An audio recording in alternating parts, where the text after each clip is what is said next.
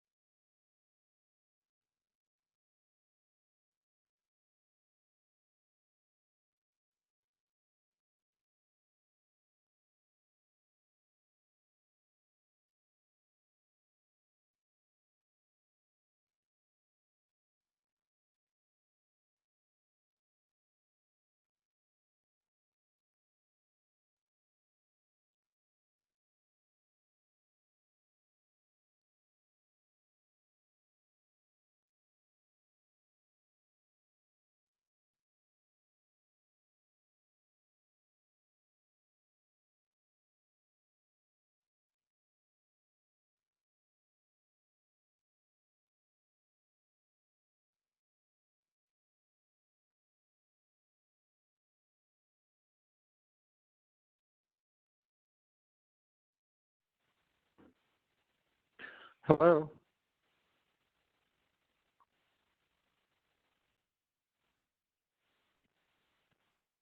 Hi. Who just joined the call? Hi, Dave Snyder. Can you hear me? We can. Welcome, We Dave. are just about to go live, so that's everybody's in mute mode.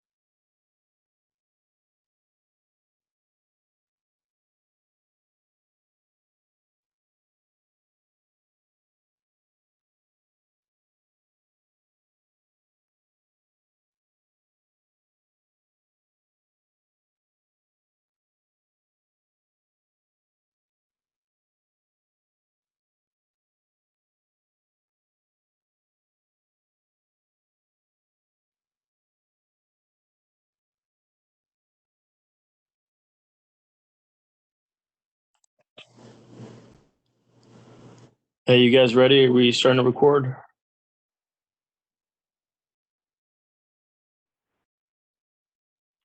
Hi, Kenny. This is Andrew. I understand. Yeah, we are live, and I think as far as attendance, we're waiting for Mr. Meyer, although I've not heard anything recently. So it's up to you if you want to wait just a little bit longer, but you can also get started if you'd like. Yeah, I'll give Mr. Meyer a minute or two.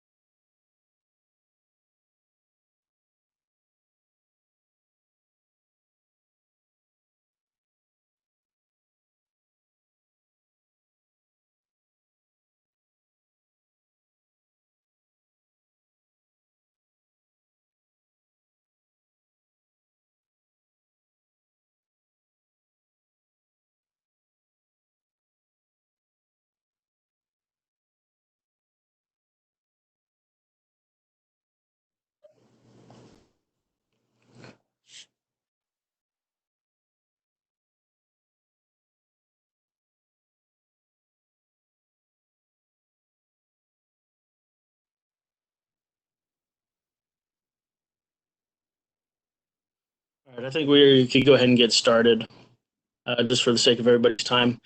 Good evening, everyone, and welcome to the April 30th NVTC WMATA Committee meeting. My name is Kanik Aguirre, and I'm the chair of the NVTC WMATA Committee. I'll be emceeing tonight's call as well. I'd like to note that we are starting the meeting at 6:03 p.m. Given the ongoing public health emergency and Governor Northam's ban on gatherings of 10 or more people, we are conducting this meeting virtually. We were able to do so because Governor Northam signed into law on April 24th a legislative amendment to the budget bill to allow public bodies to meet electronically without a physical quorum present to discuss or transact the business statutorily required or necessary to continue operations of that public body. So thank you to Governor Northam and all those who helped to make this possible. NVTC staff followed the procedures and guidelines in the legislative amendment to give notice to the committee, commission, staff, and to the public. Commissioners and staff have called in using an audio teleconferencing platform, while the meeting is simultaneously being broadcast to the public on YouTube. The only visual component of this meeting is the presentation slides, which are being shown to those on WebEx and on the YouTube stream. Acknowledge that NVTC Chair Katie Crystal will be joining us tonight to discuss the 3% cap working group and to represent Arlington on the committee this evening. In order to help the meeting run as smoothly as possible under this format, I would like to lay out some procedures for everyone to follow. I would ask that commissioners hold their questions and/or comments until the end of each presentation. Since I can't see which commissioners have questions, I'll go around in a round robin fashion to identify everybody and ask their questions until there are no further questions or comments. I also ask commissioners to verbally direct their questions to staff and/or commissioners by stating their name in the question. This will help the flow of the meeting and facilitate discussion. If possible, please mute your phone or device when you're not speaking to help cut down on background noise. Please note that should you mute and unmute through WebEx. For everyone who connected by phone, please make sure to mute your computer speakers to reduce audio feedback. And just as a quick example, you have a question, you would say your name and who you're directing a question to. So Kanik from Alexandria, I'd like to ask Zach about XYZ. I think that's it for the intro. I will now ask Andrew Duverdare, NVTC's WMATA program manager, to call the roll to identify the commissioners and NVTC staff present on the call. Thank you, Chairman Aguirre. Please respond here when you hear your name. Mr. Alcorn. I understand Mr. Alcorn will probably join us in about 20 minutes. Mr. Letourneau? Present. Mr. Meyer? Mr. Smedberg?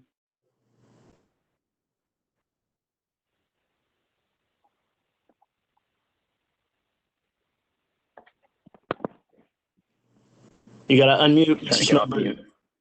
Yep. Present. Did you not hear me? No, yeah. Now we can. Thank you. Mr. Snyder.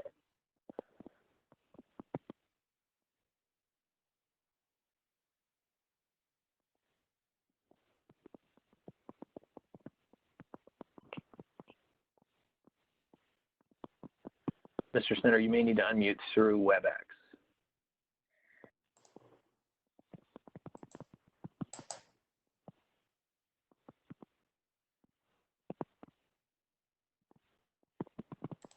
Melissa, can you try unmuting him? I think he's calling user 2. Okay, I unmuted him. Mr. Snyder? Snyder's on by phone. Thank you. We also have other commissioners with us tonight. And as a reminder, NVTC bylaws state that committee meetings are open for any commissioner to attend. Please respond here when you hear your name. NVTC Chair Crystal. I am here. Mr. Turner, I believe, joined us as well. Mr. Turner.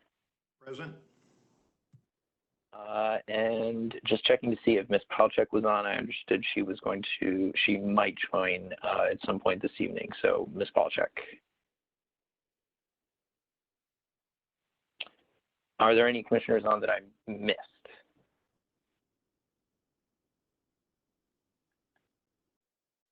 Okay. So now I will identify some NVTC staff and include who are on this call and may respond and include their titles for the benefit of the listening public. This is not a call roll, so you all don't need to unmute. I'm just announcing it for everyone. So we have Executive Director Kate Mattice, Director of Finance and Administration Scott Kalkworth, Director of Programs and Policy Alan Tsai. This is WMATA Program Manager Andrew DeVetter. We have Program Analyst Zach Smith. And a special guest star is we have Greg Potts from WMATA is also on in the event there are any very specific WMATA questions. So I would also like to thank all the other NVTC staff who are diligently working behind the scenes to make this work tonight. At this point, I will turn it back over to the chair. Thank you, Andrew. I'd also like to take a moment to acknowledge the rest of the NVTC staff.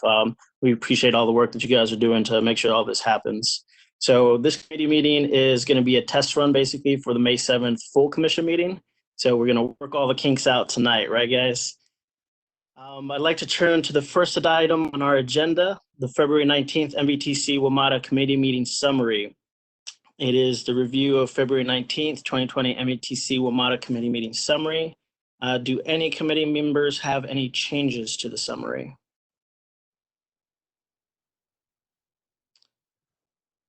I guess we get to Mr. Letourneau.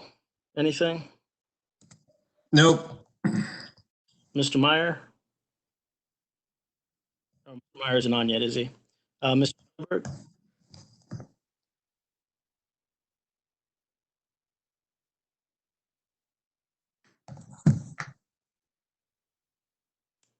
I'm going to take that one as a no.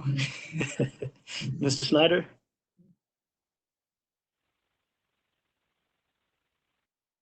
No comments. All right.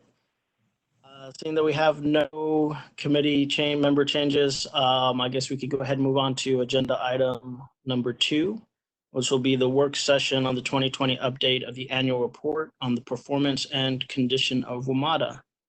Since the landmark transit funding legislation in 2018, NVTC has been legislatively required to produce an annual report on the performance and condition of WMATA. NVTC's bylaws charge the NVTC WMATA committee with providing staff with guidance on updates to the annual report. This will be the third annual report produced by NVTC, and this is one of 2 work sessions for the committee to provide staff with feedback. And at this point, I'm going to go ahead and throw it back over to Andrew. Thank you. I will now go over a slide deck covering our approach. The slide deck being shown on the screen was provided in advance of the meeting on NVTC's website. As was mentioned earlier, I ask that all commissioners hold their questions until after I conclude the presentation, where the chair will call on commissioners by name for questions and discussion. So a little bit of background as I jump into the slides here on slide 6. As was mentioned, this is a requirement from the landmark 2018 transit omnibus legislation that created the dedicated capital funding for WMATA. The legislation mandated that NVTC produce an annual report to the governor and the General Assembly on the performance and condition of WMATA. In order to take on these new duties, NVTC updated its bylaws and formed this committee. And one of its duties is to provide guidance and staff on the annual update of the report.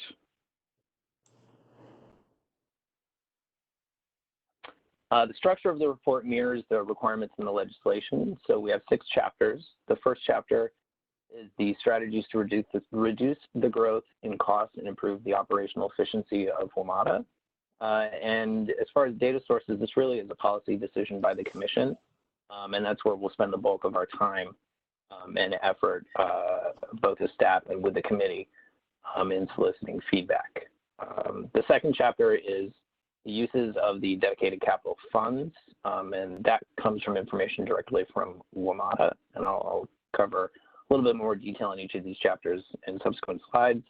And chapters 3 through 6 are essentially the data chapters covering safety, reliability, financial performance, and ridership, and these rely on publicly accessible data sources, including the National Transit Database and Metro's quarterly performance reports.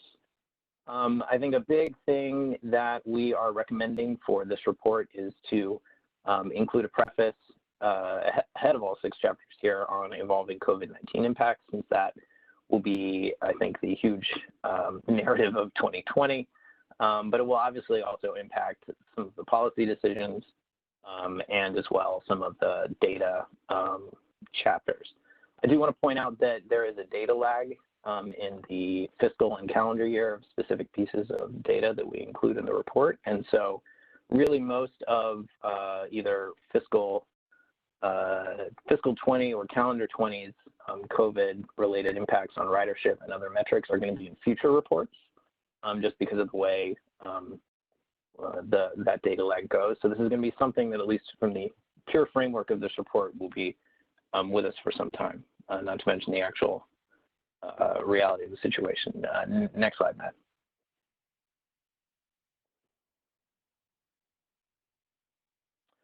For the second chapter, the uses of the WMATA capital funds. And just as some background, in 2018, again, that legislative session was where the $500 million in annual dedicated capital funding for WMATA was passed. The WMATA Capital Fund is what the legislation calls on us to report the expenditures from, and this specifically is Virginia's $154 million share of that $500 million. And in the annual report last year was the first time we included this, and we did it at the CIP program level, where I have an illustrative on the next slide. And so on the right side, you see the CIP program levels, which nest into CIP categories. We'll do the same thing we did last year, in that we'll report on the uses of the fund and work with WMATA on getting that information. We'll also provide a narrative about sort of the illustrative achievements in each of these categories in the CIP program areas using WMATA's financial quarterly reports.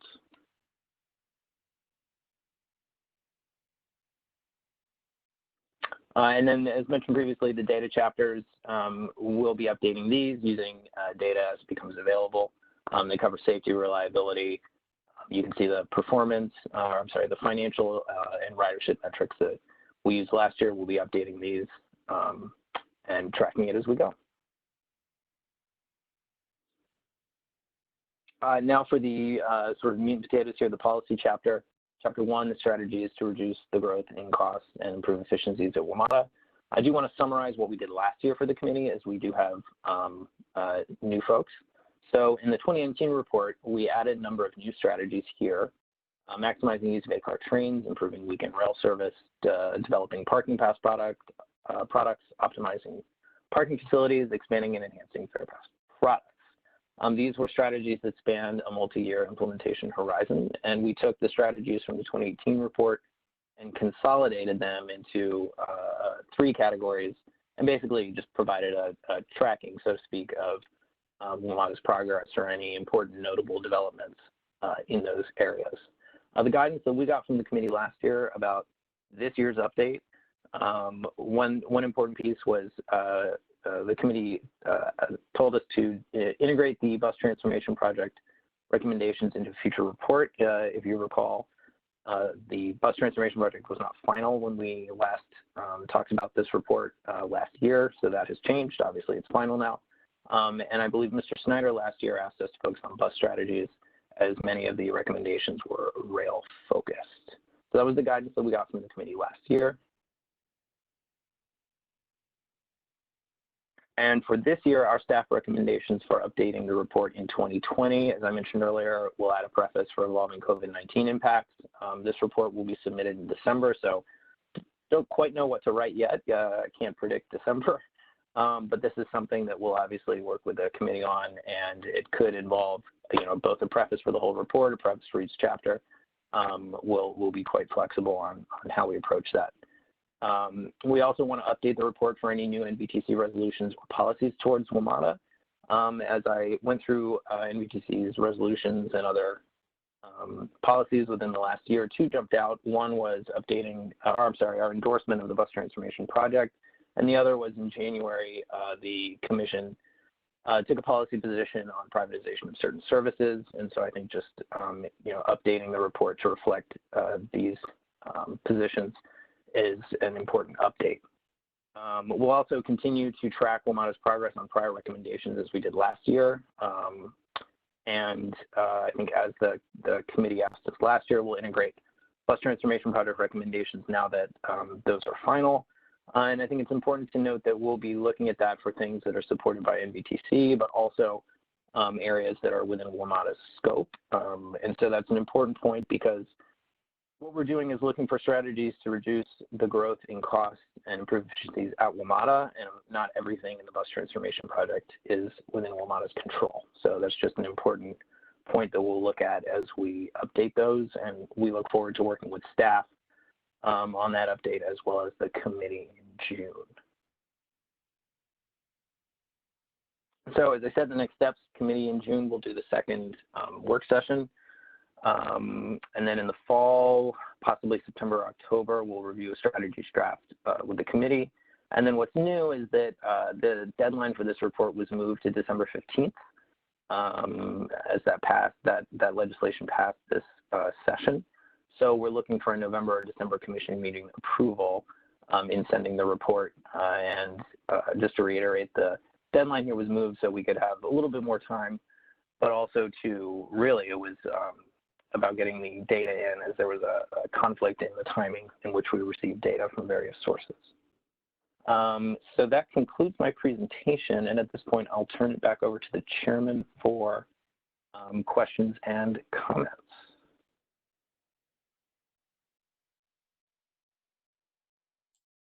Sorry, 1 second there. I'm trying to figure out how to unmute myself as well. So did any other NVTC staff want to make any remarks?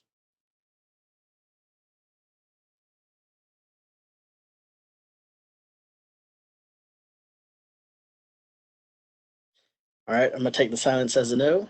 So we're gonna go back to our round robin style to give commissioners an opportunity to make any comments or questions.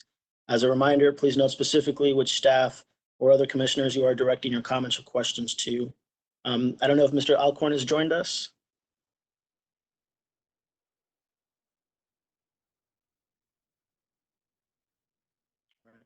I'm gonna go now to Mr. Letourneau. Maybe just more of a general comment. I think it probably should be more than just a preface for COVID impacts.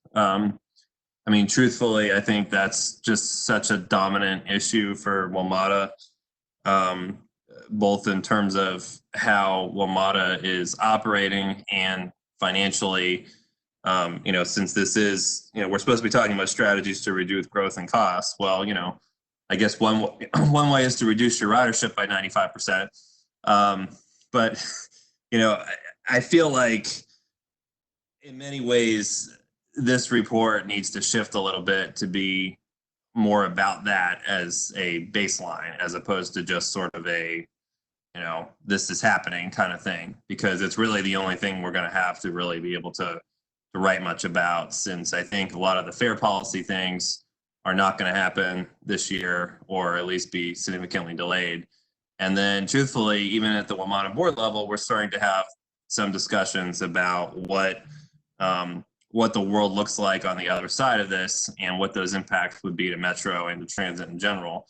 And one of those is really about, you know, the fact that working from home is becoming a viable option for a lot of people, to the point where there may be some businesses and companies and organizations that never really go back to a full office environment, which is certainly going to impact Metro. So anyway, just some thoughts. I'm happy to have any reaction from staff or my fellow commissioners, but that's kind of what strikes me. And Mr. Letourneau, this is Kate Mattice. Indeed, this is actually something we talked a lot about at the staff level. We absolutely need to make sure that we meet what's required in the law, but we do have a lot of flexibility as to how we approach it. I think probably the toughest thing is staff will be really diving in over the summer and doing the work. And so it's going to be about timing, right? And what type of information we can put together and still have it timely and relevant when it goes to officially goes to the governor in December. But I appreciate those comments, because that's exactly what the staff have been talking about. All right. Anything else, Mr. Letourneau? Nope. All right. And honestly, I'm in agreement with you. I think the preface is good, but I think there's a possibility for adding some additional information within each chapter that would comment on the impacts that COVID is having on each section as well. I'm going to turn to Mr. Meyer now. Mr. Meyer, are you with us? I am. Can you hear me? Yes, sir, we can. I had the same thought. I guess great minds think alike, and this is profoundly changing the nature of work. I don't think that we'll be ever going back to the former norm, and I do think that. But however, I think that the investment over the last 50 years in the metro system is such that they'll find a different application. And I think that long-term ridership will not only return, but will increase, not simply by the dint of population growth, but because there'll be a different kind of development around our metro stations. We're already seeing long-term planning for the Orange Line extension, whether it's 10 or 15 or 20 years from now. We're already seeing land use changes and REITs that are purchasing properties around anticipated metro stations. So I think it's going to change, and in the short term, we're going to have some serious challenges, but long term, which will probably exceed our elected offices, if not our lives, we're still going to be in a strong position. But in the immediate future, we're going to have some real challenges with respect to revenue and service delivery. Agreed. Looks like we're going to move on to Mr. Smedberg.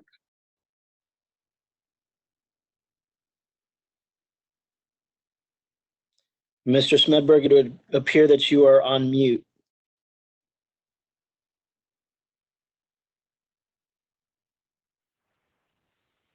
Hello. Dan? We could hear you. Sorry, I was not on mute. So I agree with Matt, and I was going to ask a question of Kate or Andrew. In any discussions with the state about the nature of this report beyond the statutory requirements, to the point where I agree it should be more than just a mention in the preface, but might actually be a separate chapter or even a supplemental document or report separate from the one that's required.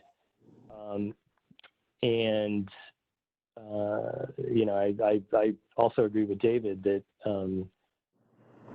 looking in the future, how this is going to impact the system, but I agree, things will come back. I think it's going to be a tough balancing act.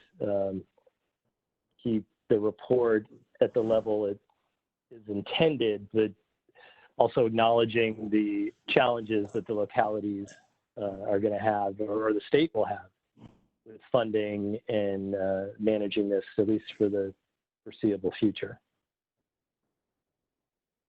And this is Kate Mattice. I'm happy to definitely have a conversation with the with our colleagues at DRPT and those who were involved in drafting the legislation. We had not gone beyond the scope, but one thing we did know was that even within the scope of the report, which is, again, it's NVTC recommendations to WMATA, so it's a policy opportunity for the commission, as well as then reporting data, right, on performance and operational performance, is I think there's a lot of opportunities for how we can weave that into the COVID stuff. But as I mentioned before, the challenging part is going to be a lot of things we can probably look at trends, but not necessarily know where the end is.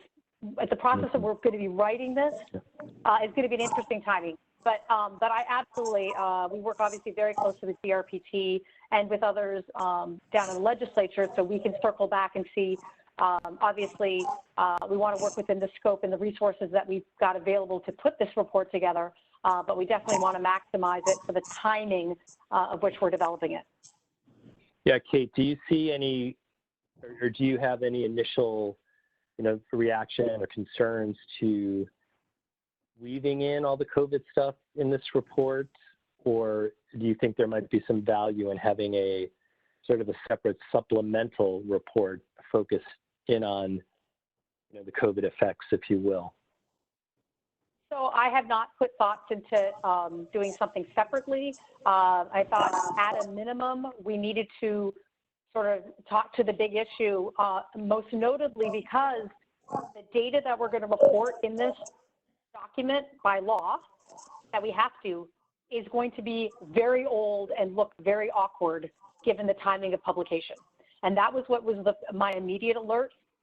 Is the fact that we're taking, of course, audited, reviewed, federally okay data that lags by about a year. So we knew at the minimum, the data that's being presented in this report was going to be almost a benchmark or it's sort of almost a year old. And it would be near impossible to get quality, credible data, that would be able to reflect upon what's happened sort of since March. But again, we're in the scoping phase. So let me put some thoughts together on that. I'd be happy to get back to you about how we want to proceed. And obviously all the input that you have in helping us scope this out would be very, very helpful. Hey, Kate. Kate, this is David Meyer. I think Paul's raises a good concept about we have to find that sweet spot between balancing the COVID challenges with everything else, and maybe putting it into a separate section might be effective. A year and a half ago, it was all about safety, all about state of good repair. Those challenges and those priorities, they're going to still be there. And we ought to not lose sight of the fact that just because we've had this cataclysmic economic downturn, those safety challenges and those capital needs are not going to go away. And we need to make sure that in this report and all things going forward, we don't lose sight of that. And we need to, long term, that's still probably the most important challenge. And I think that safety and keeping the system, getting those capital grades keeping them on track is really critical. Ms. Matthijs, did you want to respond? Well, I was just saying, just thanks. You're definitely giving us lots of good stuff for us to look at. All right. Mr. Snyder, are you still with us?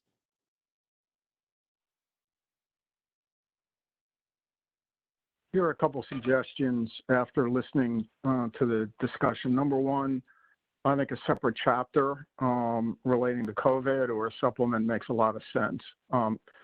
We may want to deal with it. Here's what we know.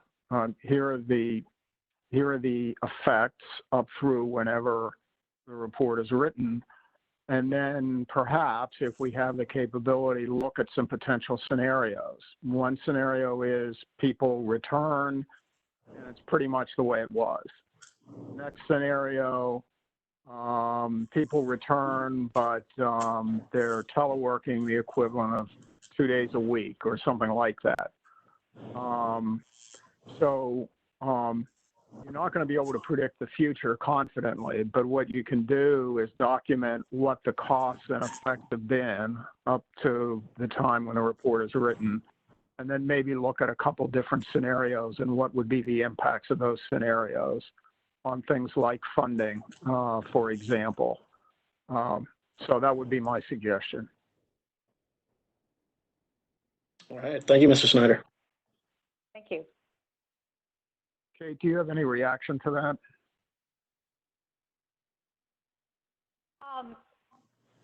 I think that I absolutely, knowing the snapshot in time, I really like the idea of looking at scenarios. I have to just look within the scope and capabilities within what we've got budgeted to be able to do this. We do not have outside consultants. And so I would love to promise the sun, the moon, and the stars. And we are going to probably get at least 2/3 of the way there. So what I want to do is circle back with my staff and see, you know, what we can do within our resources. We definitely have the talent. Yeah, and I'm not asking for more than we can do, but I think this is and I think you've heard others say this is an opportunity for us to put forward some key points.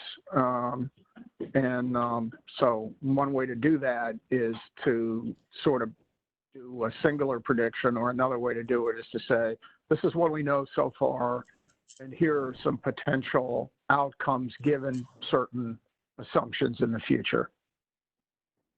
So I definitely think that'd be worth exploring. Yep.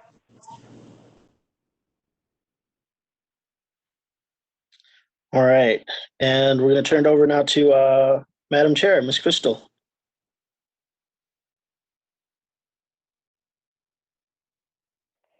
It's the double unmuting is catching me up every time. Thank you, Mr. Vice Chair, for the opportunity to weigh in here and tee up this next body of work for the WMATA committee. So as we are moving into the 3% cap, forgive me, actually. Mr. Aguirre, I just realized you were tuning to me for any comments I have on the WMATA report. I don't. I'm actually going to defer to the rest of the committee with your good pieces of feedback. All right. I was ready to jump into the next phase here. All right, putting myself back on mute. All right, we're going to go ahead and go over to Mr. Turner. Mr. Turner, are you with us?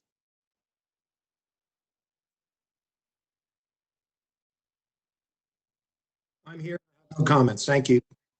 All right, thank you, Mr. Turner. The last thing I just want to mention to staff is, and to the rest of the commissioners, the one thing I am in agreement with having the information with the impacts of COVID. I would pause slightly for a completely separate supplemental section, because I'd rather, if we can, integrate it into the report itself, because if we want people to kind of cover all the information, it's one thing to be reading one report, but then another thing to have to pick up a second one. So that's my only kind of pause there, but in complete agreement that there definitely has to be information on the impacts that we're facing. All right, going to go ahead and move to the next item, which is item number 3, the 3% cap working group. Included in the 2018 transit funding legislation in Virginia, WMATA is subject to a 3% cap. A recent budget amendment from the 2020 session that was signed by the governor directs the NVTC chair to convene a working group on the 3% cap to report back to the legislature. I've worked with NVTC Chair Crystal and NVTC staff on a proposed process and composition for the working group that would include specific touch points for the commission and the WMATA committee. Before I turn it over to staff, I'd like to ask Chair Crystal if she'd like to make any remarks. Obviously, I do. I was so eager. I jumped in before.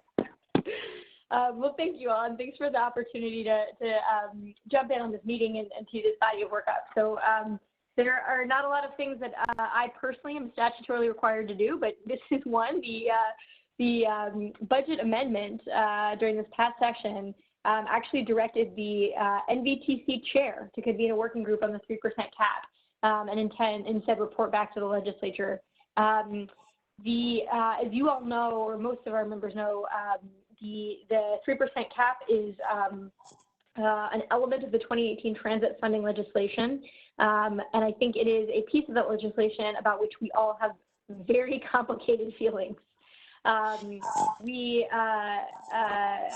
know us as individual jurisdictions, but also as NVTC representing those individual jurisdictions have been pretty emphatic about the need to control costs at WMATA, that none of us can absorb uncapped growth, and desperately needed some predictability as well as state funding sources. That was our case back in 2018. On the other hand, I think we are all recognizing that WMATA is a regional system, and that actions taken by one signatory have impacts to other parties and to WMATA's budget.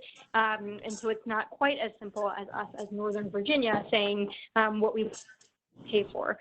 I think we've all been sort of challenged by that, and knowing that it has perhaps kept us from proceeding with priorities we might like to see advance. And at other times, I think Mr. Letourneau might be able to characterize this better than I could, but the 3% cap has been applied in ways that maybe was not what the General Assembly intended in terms of its distribution among the jurisdictional pairs in WMATA.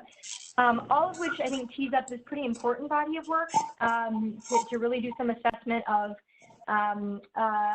what the cap has meant, and especially where it's going and any recommendations we would have to the General Assembly. So again, the General Assembly is our audience here. I think our staff is well positioned to do some analysis with us, but it's going to be really important for us, rather. It's going to be really important to have this committee and then in turn the full commission vet, digest, and really consider any recommendations we want to advance onto the General Assembly, or of course tee up to WMATA for its consideration, although we are just one of three in those conversations.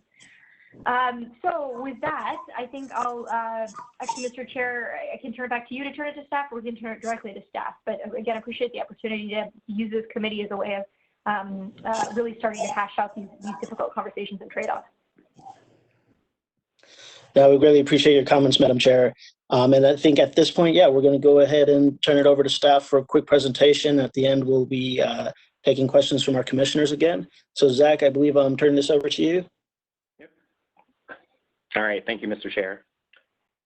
So tonight I'll be presenting on the General Assembly's budget provision directing the chair of NVTC to establish the working group on the 3% cap. So with that, I'm just going to walk through our internal staff proposal on structuring the working group on the cap and how we propose the WMATA committee to inform the working group. So as Chair Crystal and Chairman Aguirre stated before, there is a lot of background and history with the 3% operating cap. And there are several concepts and iteration I just want to provide for context for this discussion. So as a way to respond to rising operating costs each year and secure dedicated funding, the current WMATA GM, Paul Wiedefeld, discussed having a 3% cap on total jurisdictional operating costs in the 2017 KIMS report. So again, this total jurisdictional operating cost is the combined local operating subsidy from Maryland, Virginia, and the District of Columbia. And in 2018, Virginia's General Assembly acted to secure dedicated funding for WMATA and put a 3% cap on the Commonwealth's operating subsidy. And the law also requires Virginia officials to withhold 35% of Virginia's metro contribution if the budget increase exceeds 3%. And similarly, in Maryland, they also passed legislation in 2018 that put a 3% cap on Maryland's total operating subsidy. Next slide. So there are exclusions to Virginia's 3% cap to allow for certain increases. One of those being major capital projects like the Silver Line Phase 2 or the Potomac Yard Station. Any service, equipment, or facility required by law, so any FTA mandates, are also excluded from the 3% cap. And any legal disputes or proceedings with WMATA is excluded as well. And there is an additional exception from the 2020 General Assembly to take effect in July, and that's from Delegate Watts. And her bill says that service increases approved by the WMATA board can also be excluded from the 3% cap. Next slide. So again, going back to why we're presenting this information to you tonight, the General Assembly added an amendment to convene a working group on the cap. The legislation says that a report is due to the chairs of the House Finance and Senate Finance and Appropriations Committees by November 10th.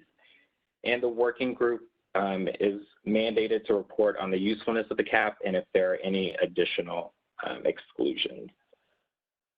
Next slide. So internally, we've developed a reporting structure for the working group to the WMATA committee and outlined the role of the commission in the working group. So the working group will provide guidance to the WMATA committee on the 3% cap.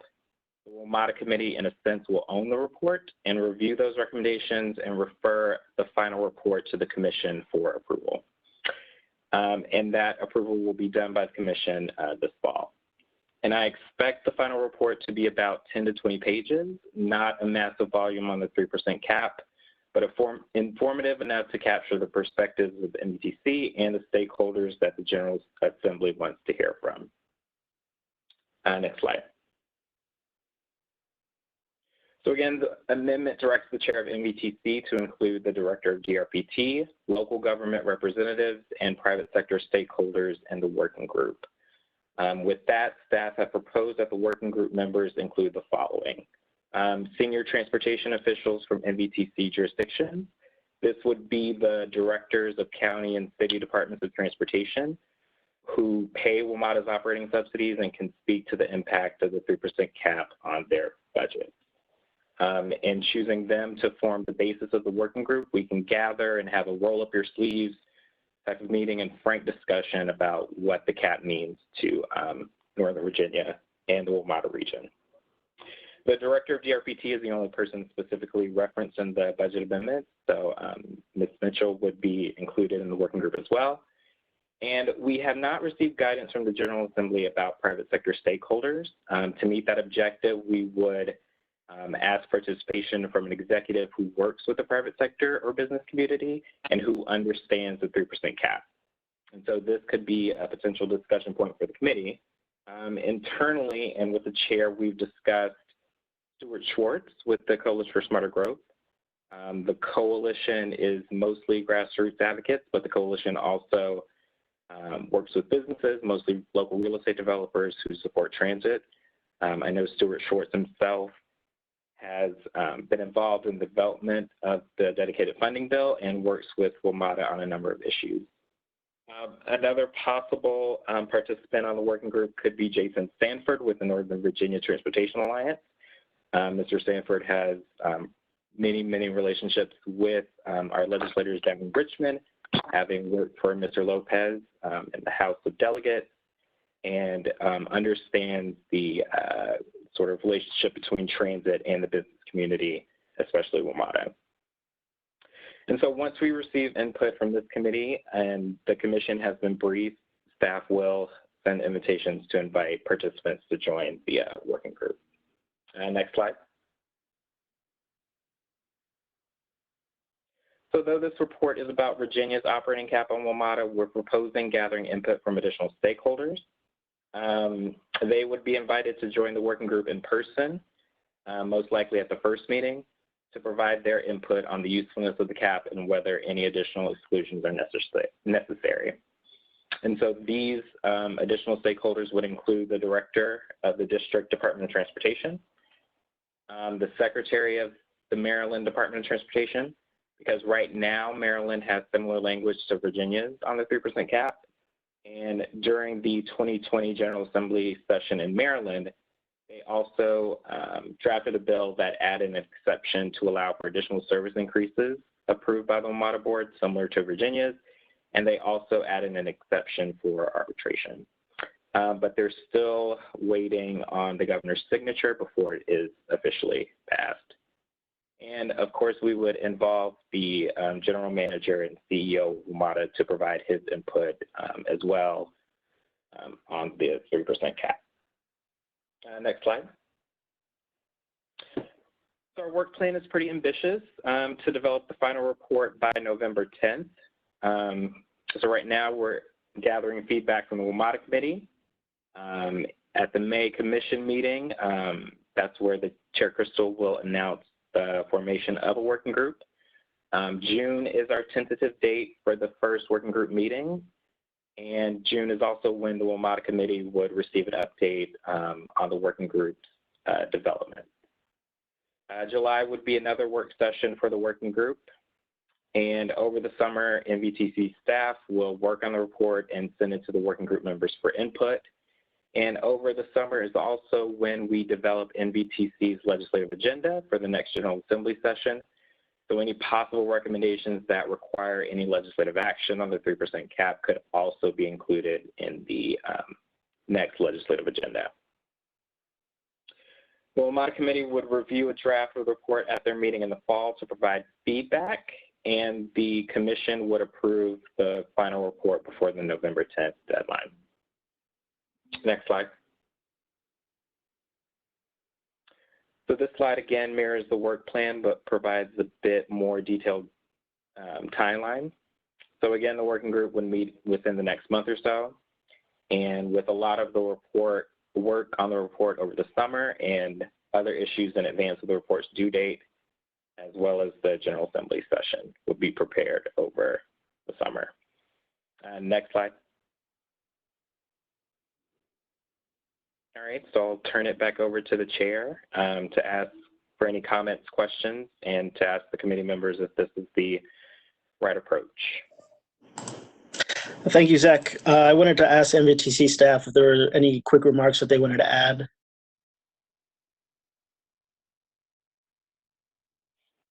So this is Kate Mattice. Again, thanks, Zach, for a great overview.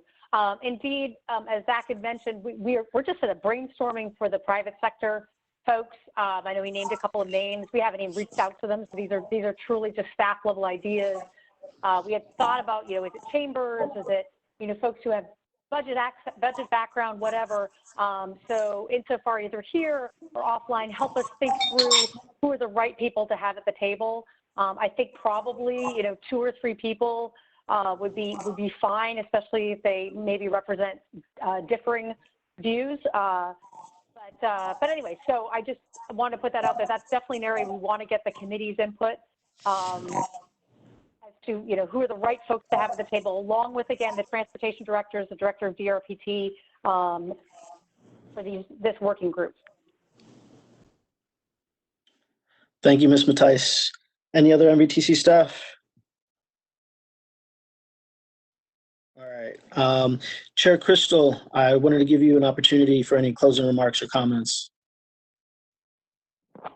Thank you very much. I've had a little bit of opportunity to think about this and start brainstorming with Kate. I'll be really interested to hear what feedback others might have. But I do, again, appreciate that this is an opportunity to convene not only our opinions as commissioners, but others who are frankly making the dollars and cents work, especially our jurisdictional transportation staff.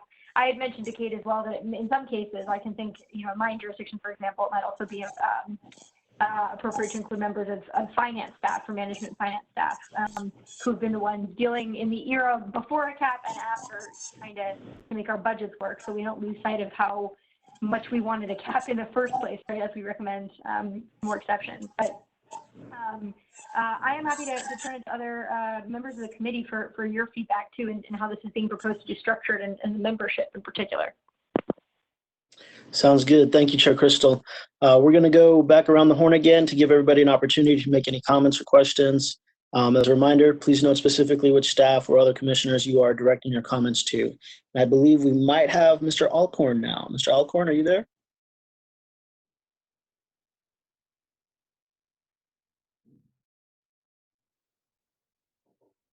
Go ahead, Mr. Alcorn.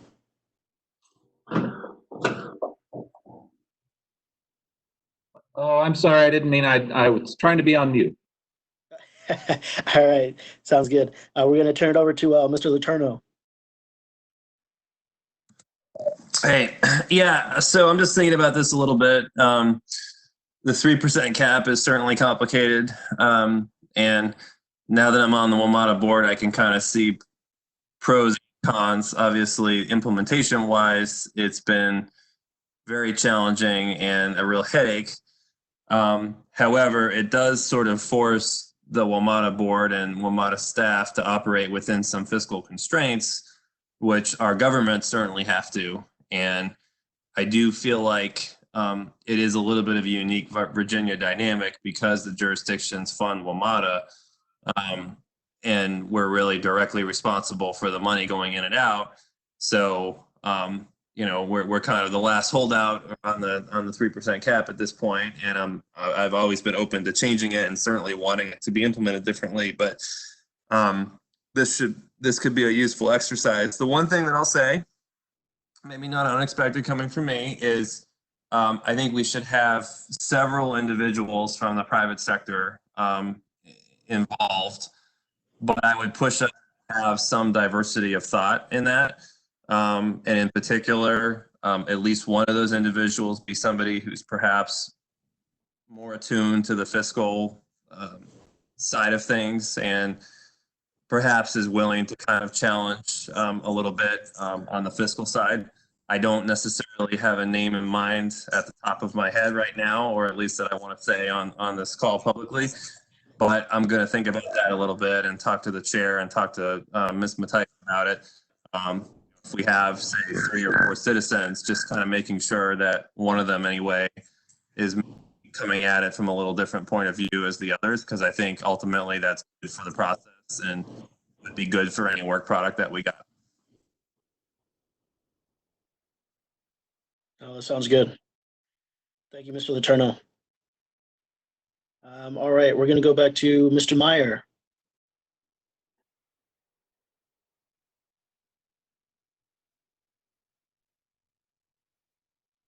Thank you. I don't have any further comments at this point. All right. Thank you, Mr. Meyer. Mr. Smedberg? Thank you, and thank you, Katie, for reminding us of the double mute. Can you hear me, Kanik? Yeah, go ahead. Okay. Yeah, so, as Matt said, this is going to be really challenging for many reasons. Politically, the bill basically asked us to do away with the 3% in effect. I think that was the, general intent, even though it didn't say it explicitly. Politically, it was, on the table there. So before I have other comments, I'd sort of be curious, Kate or Katie, has anyone talked to Senator Watts or Delegate Watts about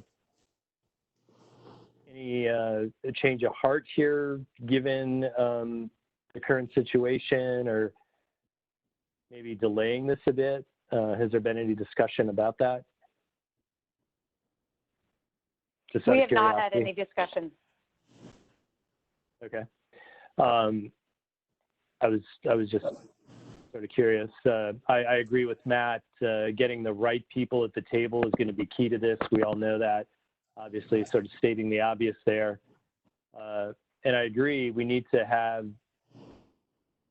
some other folks from the private sector in particular, as we're framing it. I wouldn't necessarily consider Stuart, from the private sector per se, and maybe even someone from NVTA from the private sector. If we're really going to do this, and having the right people from the jurisdictions at the table too, I think is going to be really, really important. And people who are going to be able to do some heavy lifting, not just be there, but then have others do the work behind the scenes, but actually, really think this thing through, because it has, huge implications, if they move to get rid of this. Being on the board, as Matt said, you quickly learn that this has actually been a very sort of useful tool. And it just did, and it has. I think it's easy for people to say, they want to get rid of it, or jurisdictions to say that it's tying the hands of the board, or tying the hands of the GM, or tying the hands of the region as to what they want to see happen with the system. But yet, it really has proven, in most cases, to be a pretty useful tool given the last couple of years. I think politically, we've got to look at,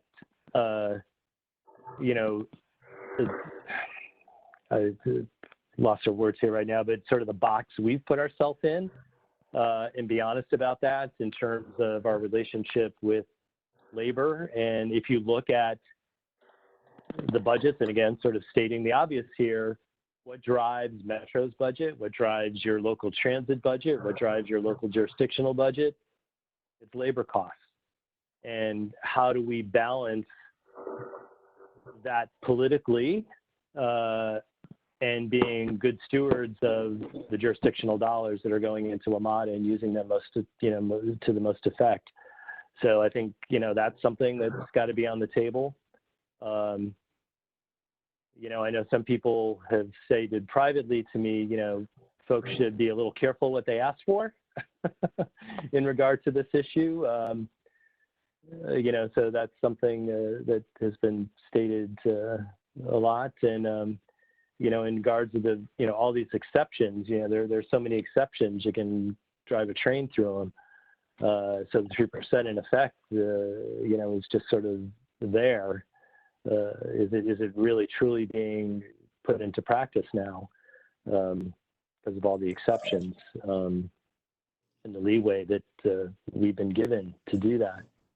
So, just the sort of thoughts I know maybe potentially adding some people and getting the right people at the table. I personally wouldn't want to see this group get too large, as we've seen with various other committees in the region, or COG committees or Board of Trade committees that have gotten so big that it's really hard to come to consensus. Just having a small, true working group, I think, is going to be really important for this. So. And I also think it's going to be curious to see. Katie, are you suggesting that the DDOT director and the Maryland secretary and Jennifer be part of a ad hoc group? I don't have the slide here, but explain their role or how we'd reach out to them. And Chair Crystal, this is Kate Mattice. Would you like me to answer that?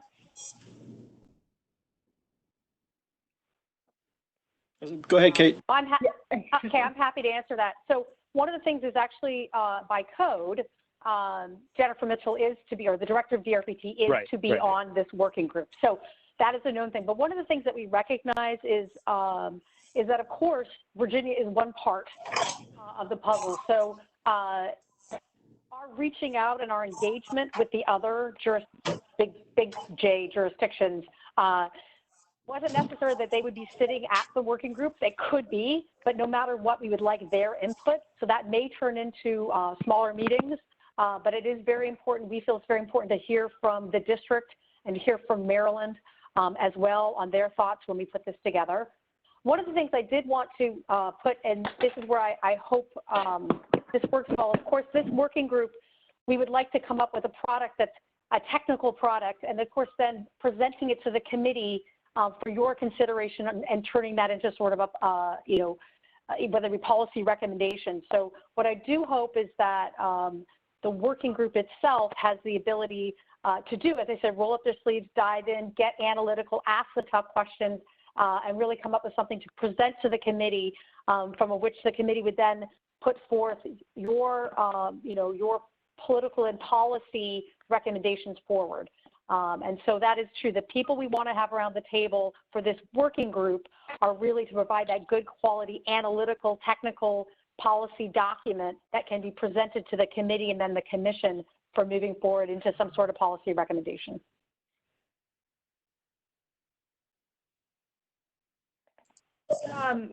Kate, Paul, I'd love to chime in here too, just with a kind of percolating thought that I think is related to that piece. I think it's important to get insights from our counterparts in Maryland and the district. But I feel increasingly strongly the way we've seen 3% cap or maybe other policies, you just sort of go into the sausage making machine with one intent from Virginia and come out another way. And so I think we really want to get tight on what it is that we as Northern Virginians who pay for this system very differently than the other jurisdictions do, what do we think, and what can we manage to swallow, right, with a higher cap or no exceptions to the cap?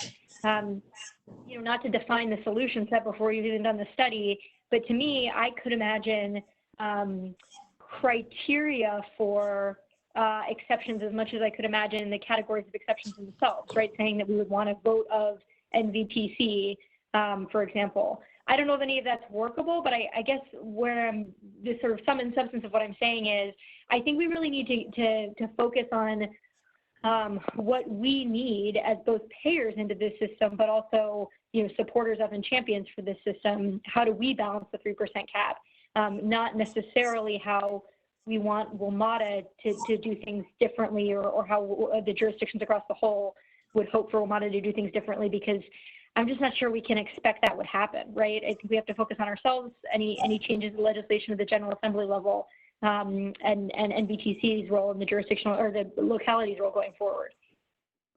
Yeah, and Katie, I totally agree with you on that, and I think this should be about us, and focused on the the jurisdictions and the state to some degree.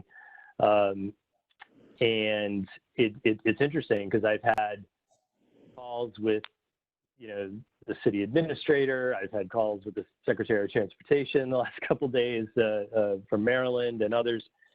And, they are thinking about a lot of things very differently now. So, getting their input, but not ultimately maybe influencing directly what the report looks like that we produce, I think, is sort of, it'll be interesting to see where it ends up.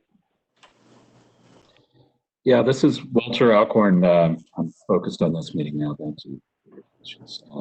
But just to build on the conversation, I would definitely feel more comfortable in going slowly with this. I mean, not only to build on what Katie said, to figure out what we want, but we're in such a different situation now. The baseline for what is even the 3% count from, I think is going to be very much in question over the next year or two. So I'm not sure. I mean, we're going to need time to really think this through and come up with a longer term strategy. Just my 2 cents. Let's be careful. If I could, Mr. Chair, I want to ask a question of Kate. Kate, Please, you still have the floor, Mr. Smithberg. Yeah. Kate, do you think this timeline is realistic? So we actually are legislatively mandated to provide something by November 10th. So that doesn't mean that the conversation can't continue. And actually, I don't, maybe a slight favor to ask of the folks who are handling the slides, just to go back to what the legislative language was, just because I want to make sure. No, I understand what it is. I'm just sort of curious, and the reason I asked is if we've had any discussions, or if Amy has had any discussions with Delegate Watts about.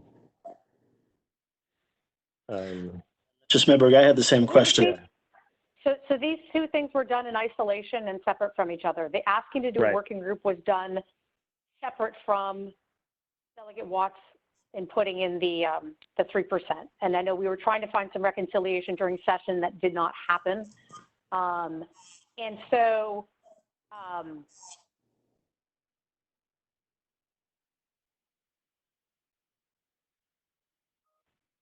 as I say, it's just sort of, it's an awkward place to be to have legislative direction asking for two different things. So.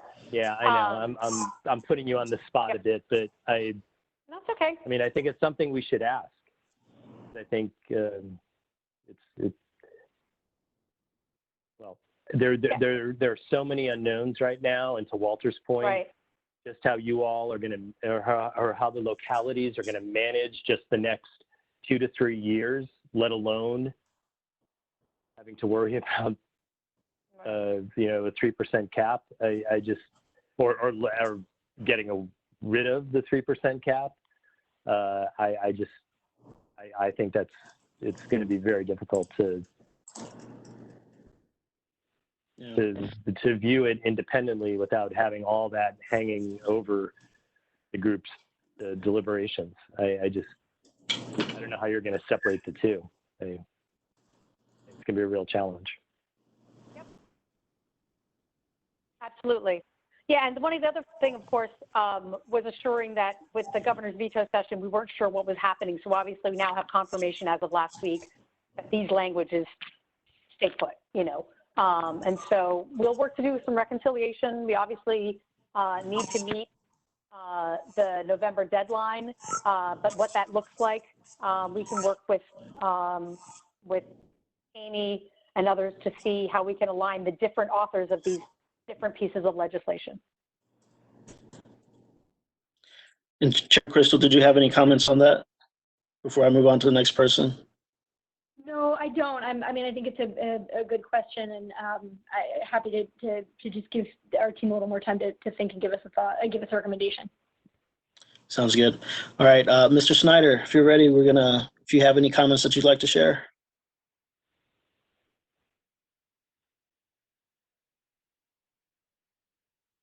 And Mr. Snyder, if you're speaking, we can't hear you. am speaking. I'm on the phone. Hi, can you hear me now? We can hear you now. Thanks. Okay, great, thanks. So in good times, up until beginning of March, we were strong supporters. The city was a strong supporter of the 3% cap. And I would agree that I think that it did have a positive impact overall. So I'm in agreement with what I've heard Paul Smedberg talk about and Katie Crystal, that this needs to be us, what we're interested in, what our priorities are, what our approach to the finance should be. And I agree with Walter Alcorn as well that this is a new era where it's highly possible that 3% is going to be way too high. So, and I like the notion, and I just want to confirm that every one of the NVTC jurisdictions will have at least one person on this group. So pretty much in agreement that one of the benefits of going last here is that all the good stuff has been said before, and all I have to do is say I agree with that. So thanks. Thank you, Mr. Snyder. Mr. Turner, are you still with us? I am. I was going to use one of my 3 new guy stupid question chits, but the conversation has caused me to use up my whole quota. So I'm going to call Kate offline and bother her. I have nothing else. Thank you. All right. Thank you, Mr. Turner. And I believe Ms. Palchek has joined us. Ms. Palchek, I wanted to give you an opportunity if you had any comments on the 3% cap. Oh, hi. I hope you can all hear me. Yep.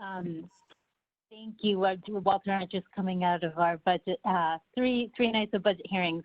I'm mostly here for, the shutdown conversation with WMATA. But speaking of this, I think if you're looking for recommendations for private sector folks for the group, I don't know if we've thought about Clayton Medford, who's now with the NOVA Chamber, previously with Chairman Bulova's office, to bring a good perspective. But I'm just here to listen right now. Thank you. Thank you, Ms. Palchek. And the last thing I'd just like to mention, to reiterate a couple of things, I think the composition and the size of this group are going to be very important to take into consideration. And as Mr. Smedberg raised, to talk with some of the folks from the state level to see what some of their thinking was and what their thinking is going forward. The last thing I'll mention on composition is, and I believe staff is aware of this, but just thinking about the directors of transportation and considering the situation that we're still in, that their time might be very difficult to get hold of. So just something to take into consideration that I thought was worth reiterating. All right, I think we're ready to move on to item number 4, which is going to be the COVID-19/CARES Act update. For this agenda item, I wanted to take some time to hear from our Virginia members of the WMATA board on any recent developments. And recognizing this is a subject that is changing quickly, there are no written materials for this item. So I wanted to turn it over to Paul, Kate, and or Matt. Paul, did you want to kick it off with any comments?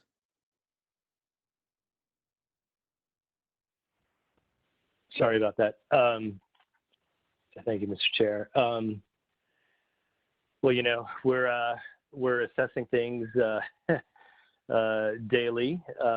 Teresa Imposato, the Chief Safety Officer, and her team are, doing everything they can to keep the riders and the employees safe.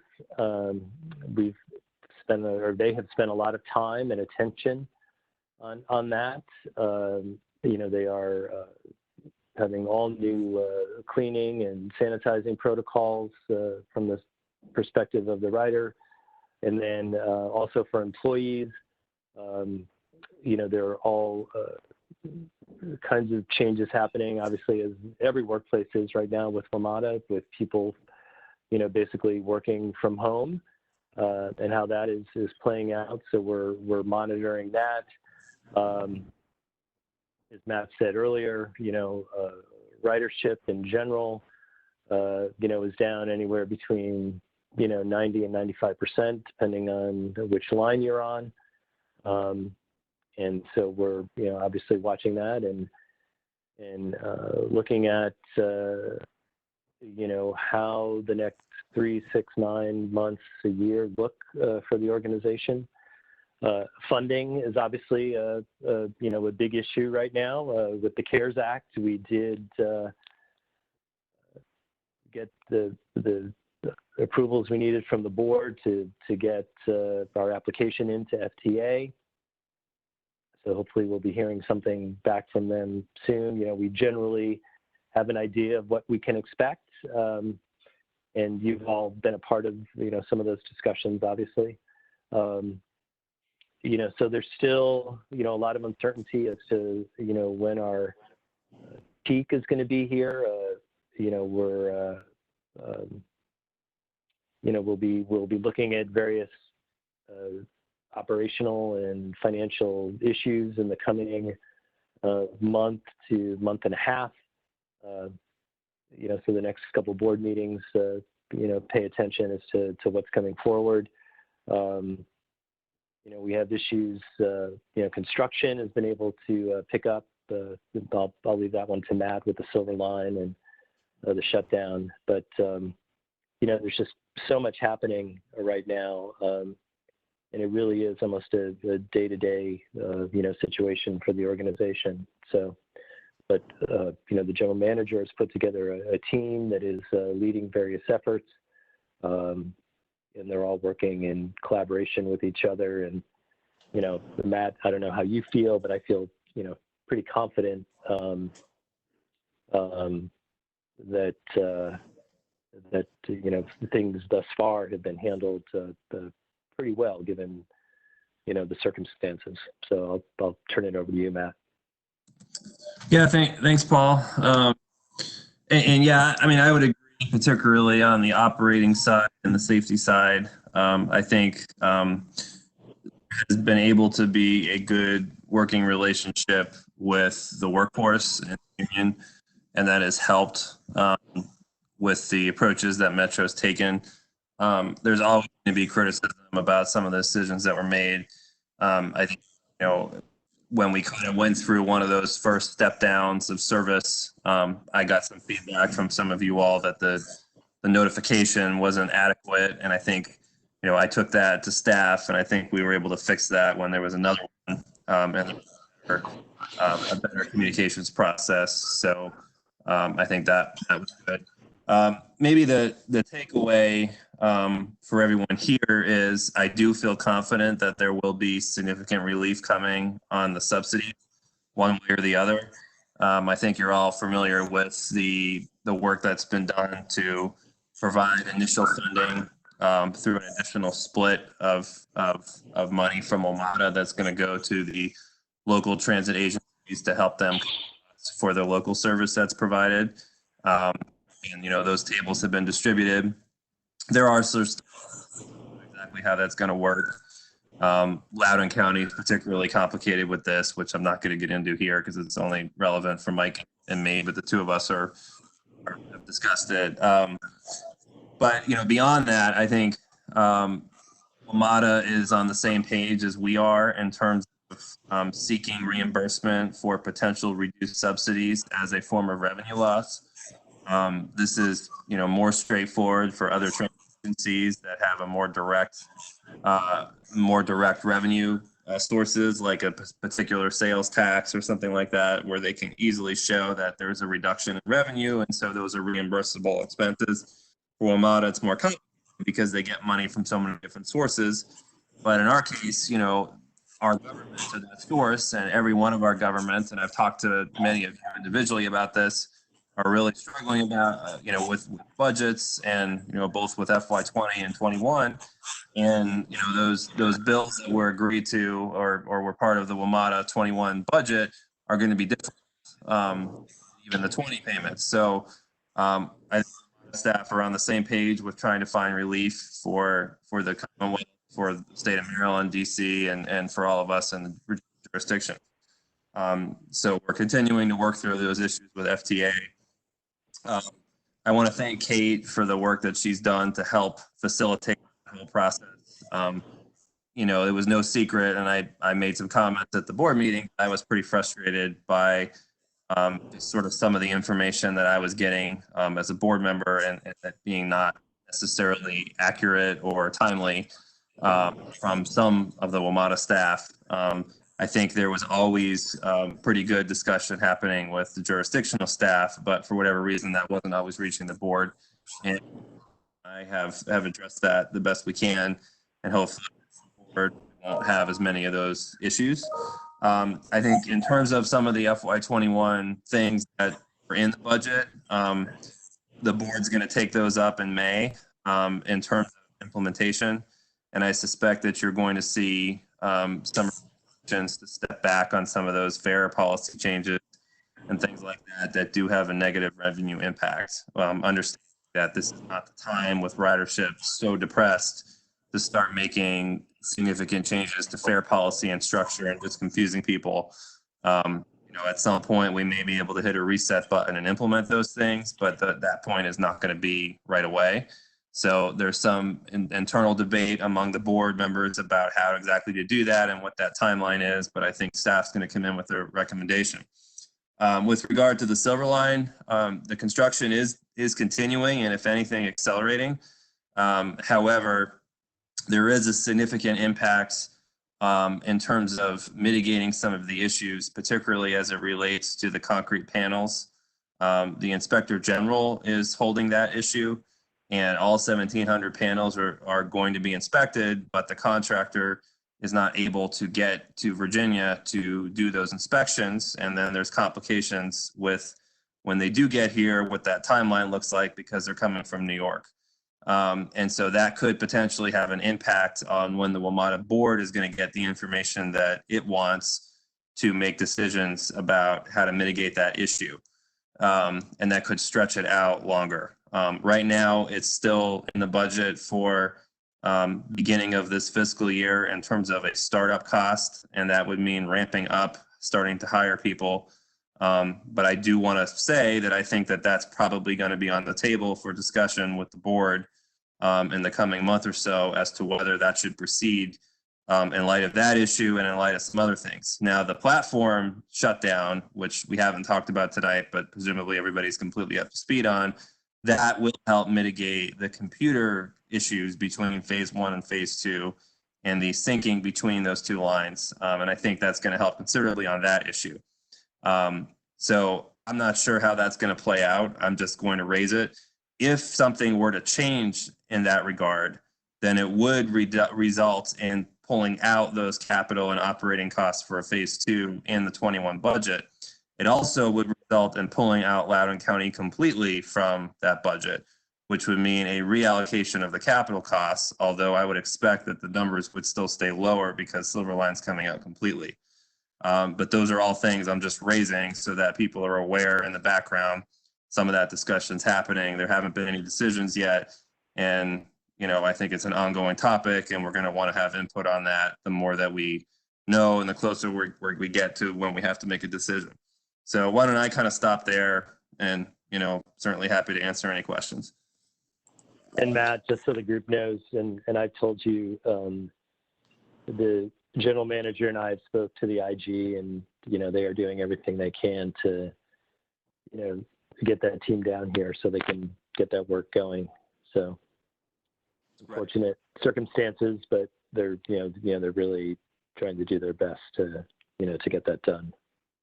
So. All right. Thank you, Mr. Smedberg and Mr. Letourneau. Ms. Matthijs?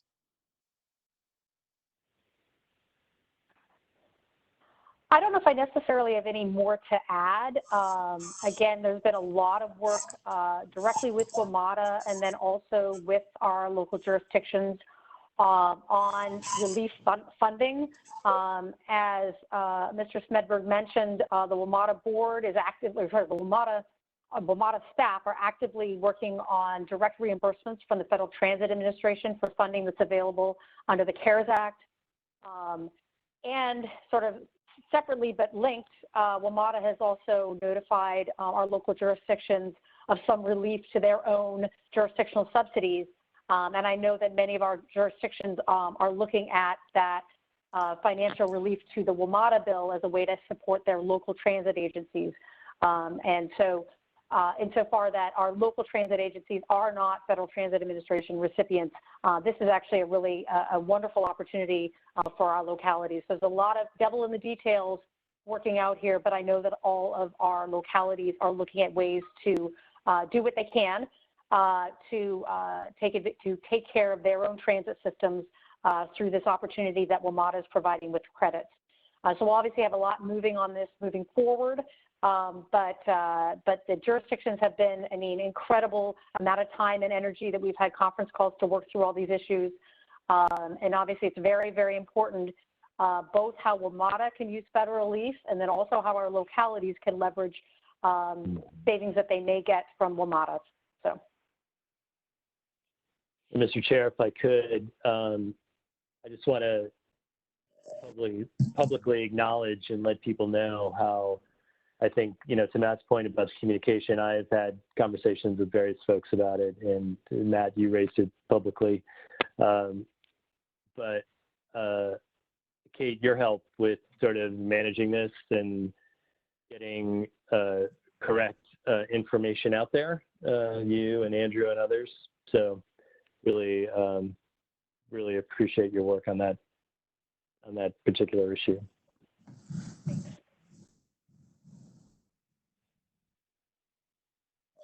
All right, thank you to Mr. Smedberg, Mr. Letourneau, and Ms. Matthijs. We are going to go round robin again and see if there are any questions or comments from our commissioners. And we're going to be starting with Mr. Alcorn. Thank you.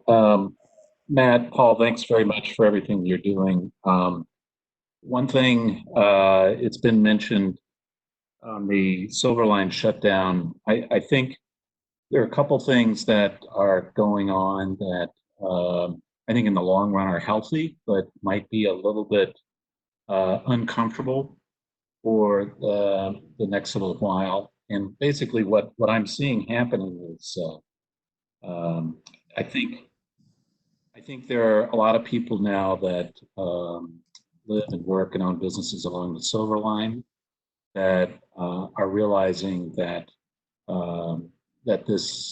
that how much dependence that we all have on Metro Rail going forward. So I think some of the response, and you'll hear more from Dahlia in a few minutes, some of the pretty anxious and urgent responses that you've heard from folks in the Tysons community in particular reflect the fact that in Fairfax County, we basically built our entire economic future around Metro. And, you know, to have that, even when there's just 5% ridership in the middle of a pandemic, to be pulled away without consultation, and for completely legitimate reasons, I'm not questioning that. I think the pushback and the concern about that is, I think both maybe not unexpected, but also I think healthy in the long run. So anyway, I just want to thank basically both Matt and Paul for doing everything possible during these incredibly crazy times to you know, keep moving forward with the phase 2. And so anyway, I'm hopeful things will turn out, but and we can get that open as soon as possible. But thank you both. Thank you, Mr. Alcorn. Mr. Meyer, did you have any questions or comments?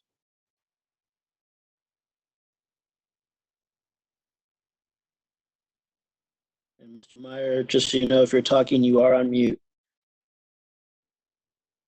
Sorry about that. No, I don't have any further comments, but thank you for asking. I'm good. All right. Mr. Snyder?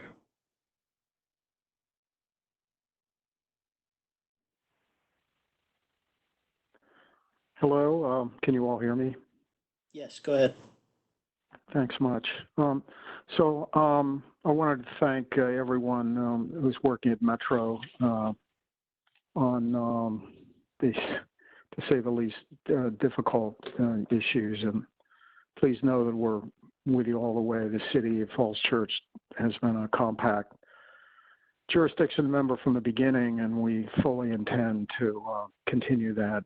So I want to thank, again, everyone on the Metro Board representing us so well. So thanks. A couple things that are important to us. The first is that the FTA guidelines state that the funds under the CARES Act, the transit funding, are to replace revenue loss, and that's an important issue for us. Second thing is we are supportive of WMATA continuing to allocate by population and not by NTD data, as Falls Church doesn't operate a local bus system. Metro is our local operator. One of the issues, a budget issue we have, and I suspect it's shared by other jurisdictions, is that some of the money has been allocated, and there's a remainder of some 400 and some million. And so we'd hope that that can be allocated along the lines that the money has already been allocated. That's very important to all of us in terms of trying to fix our budgets for the fiscal year 2021. And then something rather unique to us, and we've been working with Kate on this and others. So we had I-66 money that was being used to pay for 3T service. Well, the problem is 3T service has been terminated. However, WMATA's expenses continue, and yet the sense is that under our agreements, under the Commuter Choice Program, Commuter Choice doesn't pay for service that is non-existent. So we have this odd situation of the City of Falls Church paying for service that it's not getting. So I think there's something that needs to be worked out here, and we appreciate some initial discussions, but it hasn't landed happily yet. But I think the biggest thing in all of these asks and expressions of concern is the allocation under the federal money so far. We appreciate the standards that have been used, and we would ask that the additional amounts available be allocated so that all the jurisdictions can consider that in their FY 2021 budgetary planning. So thanks for everyone, again, all the work that's gone in here.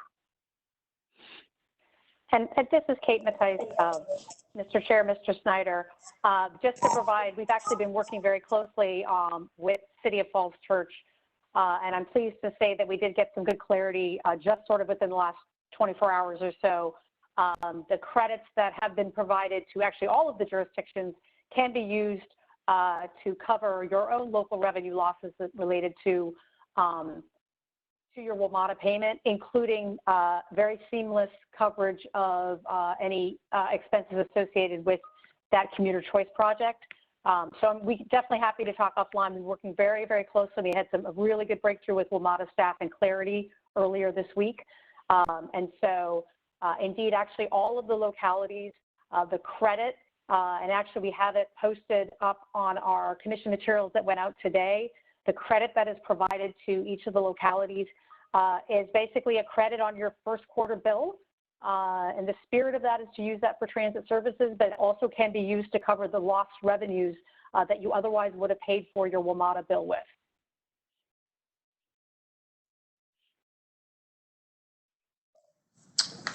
And just to add, this is Matt. On the 3G issue, I spent a considerable amount of time on this, and Andrew spent even more, quite a lot of time, trying to get to the bottom of this issue and a similar issue that Arlington had last year. I think we drew some conclusions going forward about commuter choice and how we need to proceed with using those funds for bus service and the problems on the WMATA end of calculating that accurately. And so probably a discussion for a different day in terms of commuter choice, but you know, I was personally sensitive to that issue, and I did, try to find a way to break through that in the 21 budget. And ultimately, we really, and Andrew can speak more to this, we really couldn't. But, we're certainly aware of the issue going forward, and I think it may change the way that we approach some of these things. I don't know, Andrew, if you want to add anything on that. Thanks, Mr. Letourneau. Yeah, we experienced, I think, some friction between coordinating commuter choice with WMATA and various budget processes this last budget approval. And I know, as we went through that, and I know both WMATA staff and NVTC staff committed to, trying to come up with a game plan for a path forward on sort of policy guidance. And so I know I've had a number of conversations with Greg Potts, and in fact, I'm NVTC staff. We had our first shot at this morning. So it's something we're going to be moving on this summer. And obviously we'll work with jurisdictional staff and then work with Greg and the rest of the Metro staff to see what we can do. So it's on our radar. It's a priority. We'll add it to the list of things to do for this summer for us.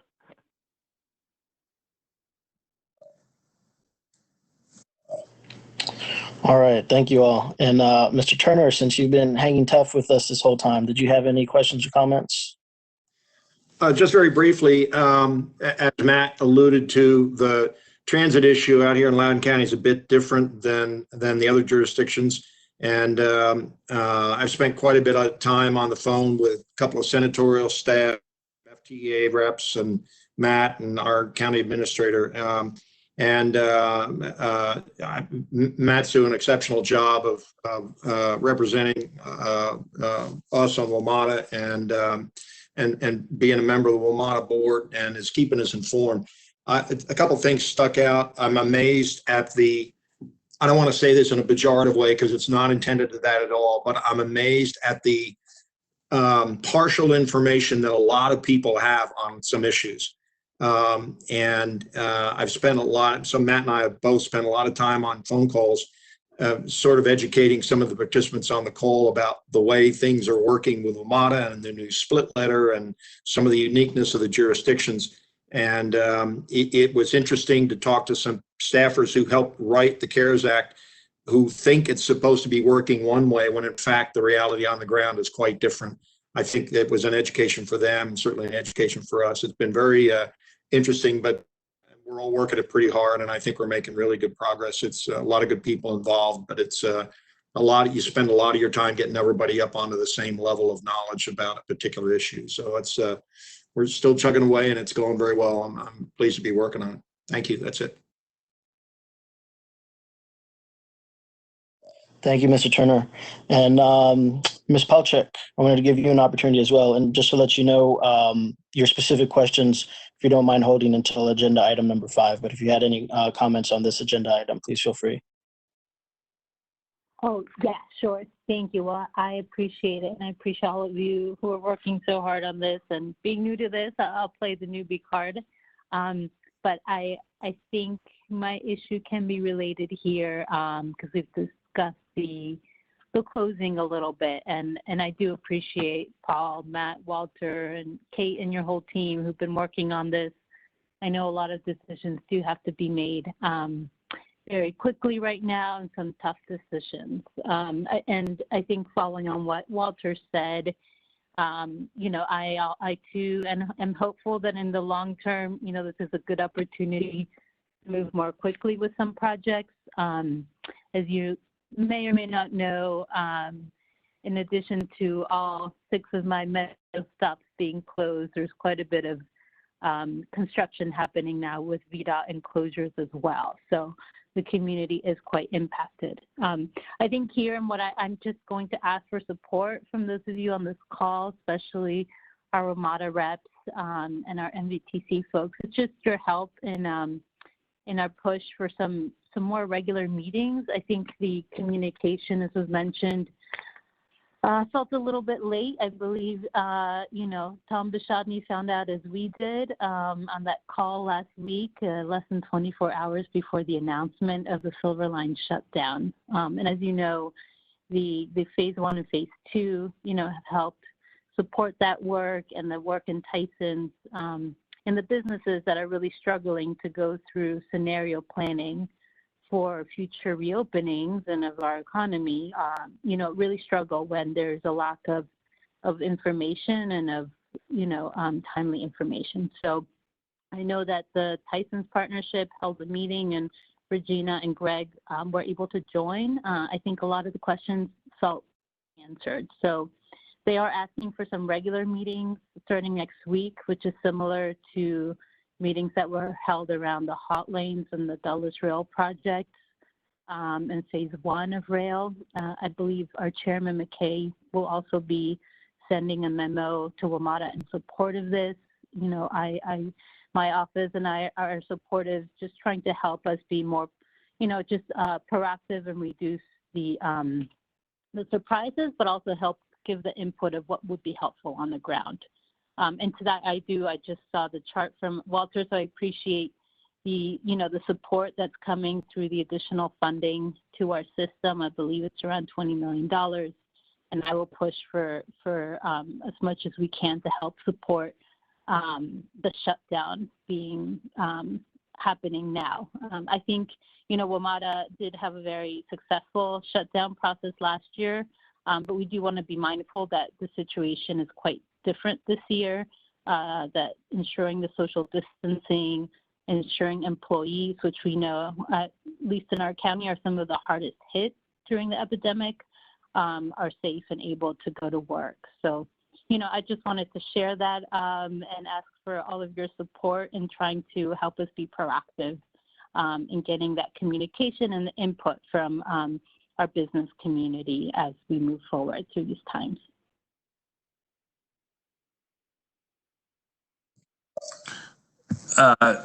Yeah, this is Matt. No, I appreciate those comments, and if it's any consolation, even the board did not find out a great deal of time before you did, and I think we've had a little bit of this discussion, and Paul can certainly talk about this too. But part of the challenge is as soon as WMATA starts telling people, it gets leaked right away, and sometimes that's before they're really ready to answer all the questions that they know are coming.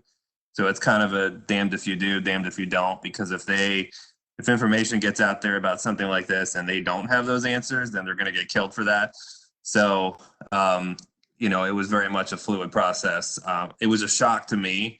Obviously, I don't quite have the equities that you guys have in Fairfax County, and I'm totally understandable of that. But for Loudoun County, that rest and wheelie stop is our link to the rest of the system, and we do, at least in normal times, send a lot of people there. So it was certainly impactful, and I know that phone calls were made to the Fairfax County executive as well as the Loudoun County executive at the same time. They were, the board found out. So I don't know about whatever internal process there may be for dissemination of that, but nevertheless, I take your point going forward, and I think one of the things that we've talked about that's going to be really vital with this is keeping very close track of what the actual ridership is of the shuttles. It's a weird situation because they're going to be going to a shuttle bus situation at a time when ridership is so different, but ridership has the potential to come back some during that. And, one of the questions that I have for the general manager, which I think they did adequately answer, and they probably have to as well, is, what is the capability to quickly ramp up additional bus service if needed to be able to meet that demand? And I feel pretty confident that they're in that position, both with their own assets and with assets that they have access to from others. But I think we're going to be reliant on hearing from you all, on the ground, and the experience that your constituents are having to make sure that service is right-sized for what it needs to be, as well as whatever sort of social distancing and all that kind of stuff exists as well. So those are kind of my 2 cents. I don't know if, Paul, you have anything you want to add to that? Yeah, I think you make good points, Matt. And, obviously, Metro does get criticized a lot if they don't have the answers. But in this case, too, stuff getting out in prematurely, also when they may not have all their plans formalized yet even. They're they're always criticized no matter what they do. But in this case, I think a lot of it is informed by the lessons from phase one, and particularly with the software issue and integrating the current Silver Line to the new Silver Line. You know, that is, it sounds like, you know, nowadays that should be a simple thing to do, but actually it's very complicated and a really, really important issue, and one that came up sort of late that the contractor and MWA, you know, sort of overlooked and or wasn't mentioned. You know, so it really is, given everything, if you're looking at it purely from a business and operational perspective, you know, now is the time to do something like that, and they can really take advantage of getting a lot of this work done early. You know, given the current plans for the you know, the initial plans for the shutdown and extending it, you know, it certainly does, you know, make sense from a purely business and operational perspective. Certainly appreciate and understand the concerns that the businesses would have. Alexandria and parts of Fairfax had the shutdown last year, and, you know, both communities had to deal with that. You know, more so on the Alexandria side, I think, you know, the Fairfax side was more residential, you know, commuter concerns, but we have commuter concerns and commercial concerns, you know, on the Alexandria side. So, you know, it's really tough. And in some ways, one way to look at this too is, you know, the general manager said, listen, I could keep, you know, the lines open, but, you know, do you want to rip off the Band-Aid and get everything done in 2 months or 3 months, or do you want to prolong it in single track and have things take 2 to 4 years? You know, so choose your, choose your poison, if you will. So it's really tough to do, but there are a lot of efficiencies cost-wise for doing what they do, and they are really, you know, well thought out. And I think, Matt, you'd agree, the team, Laura and her team leading a lot of these efforts, Joe Leader, the COO, you know, have really done a good job and have really tried to take into account all, you know, the situational factors when they make these decisions, because they do understand the impact it does have on the community. Yeah, no, and I totally appreciate.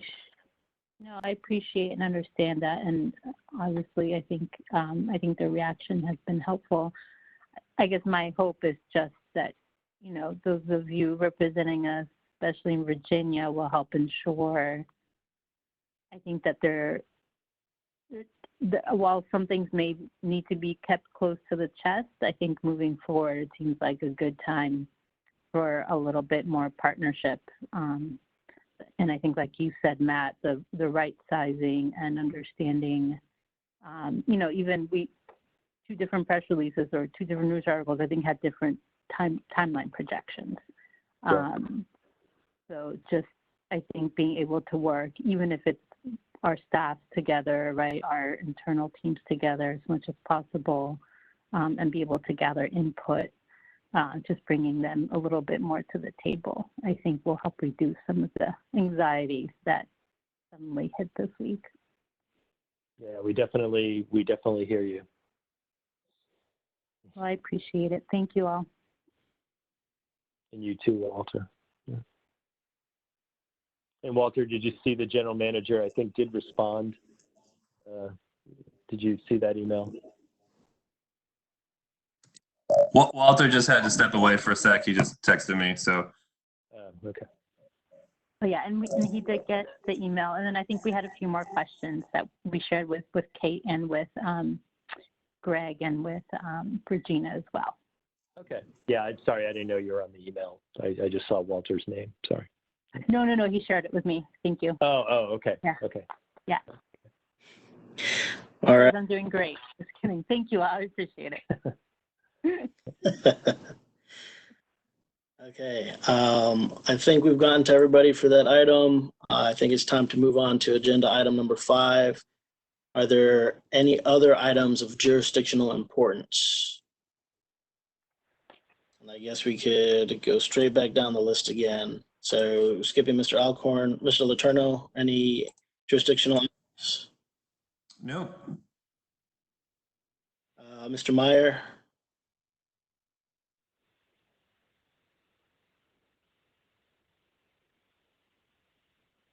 No other concerns. Thank you. All right, Mr. Smedberg? Not for me. Mr. Snyder?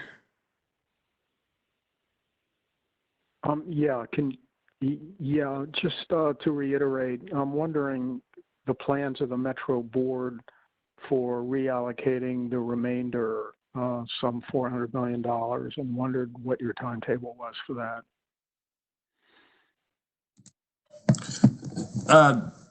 Steve, when you say the remainder, what are you referring to exactly? What is that? I'm not quite following you. Well, the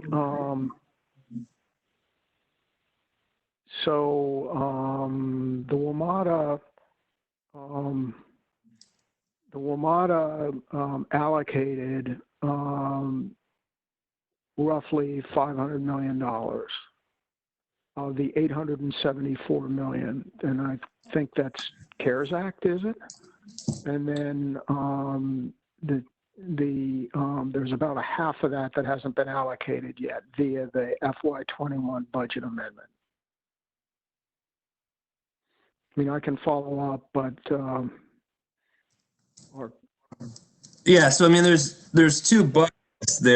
And maybe Kate, you can help me here too, but there's what WMATA is going to claim reimbursement for. The total pot going to the Washington region from the CARES Act is about $1 billion.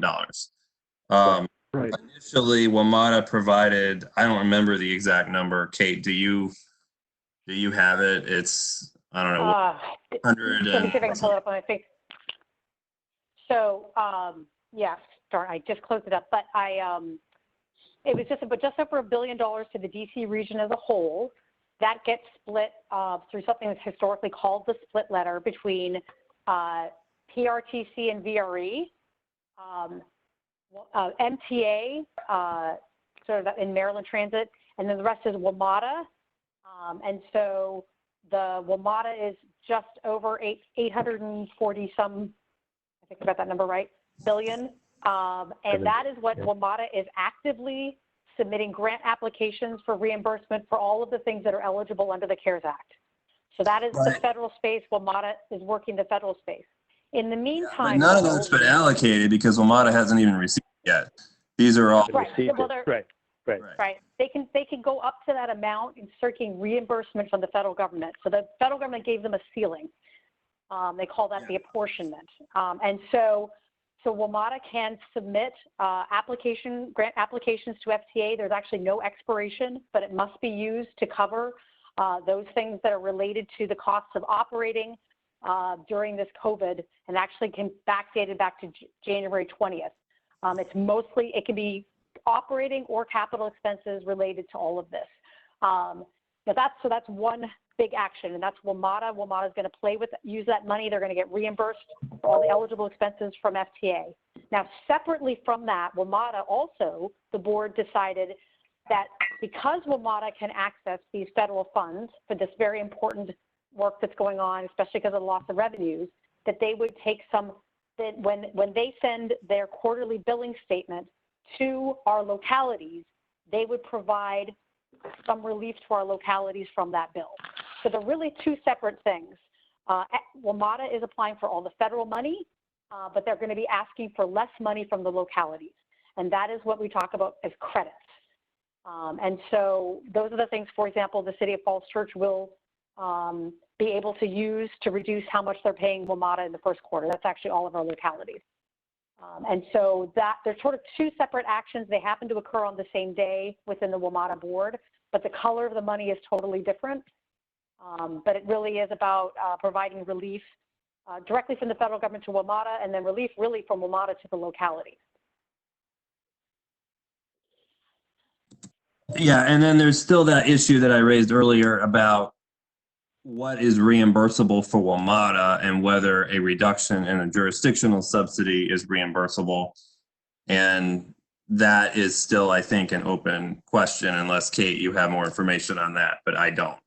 I think WMATA was seeking clarification on that. So, Dave, I don't know what, I mean, I wouldn't say there's 400 million of unallocated money. I think it's money that WMATA is seeking grants for their own costs, and they're trying to get clarity from FTA on what is reimbursable.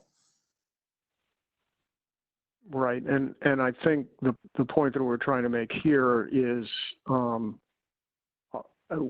I know all the localities are in the process of setting their 2021 budgets. Is it possible to request and obtain that money as fast as possible? That's all. I think that's what that point was. Yeah. And so, Mr. Chair, this is Kate Mattice again. Just to confirm, you're not going to be receiving funding from WMATA. What you're going to be receiving is a smaller bill from WMATA. Right. And so, yes, indeed, we've made requests to WMATA staff to get those bill statements out to localities as soon as they can, so that you can count on it for that first quarter. Right. Okay, thank you all very much. Thank you, Mr. Snyder. Chair Crystal.